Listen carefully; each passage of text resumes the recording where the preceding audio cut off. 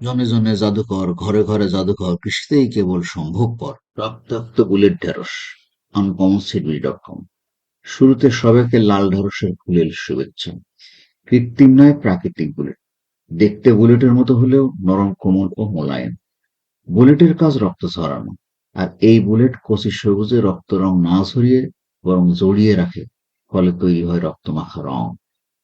গাছপাতাও লাল সবুজের নকশা খচিত, দূর থেকে নজর কাড়ে, তাই সুদূর আমেরিকা থেকে যাত্রী আনা হয়েছে। ঢেঁড়সের মার্কিন প্রতিশব্দ ওকরা, আর যাত্রীতে রয়েছে ঢেঁড়সের এমন এক সুঘ্রাণ যাকে স্থানীয়ভাবে ওকরি বলা হয়। তুলনামূলক ছোট বিধায় একে বেবি ঢেঁড়সও বলা হয়। ছোট বাচ্চাদের বড় পছন্দের এই ঢেঁড়স না খাওয়া পর্যন্ত বড়দেরকে বলে বোঝানো কঠিন।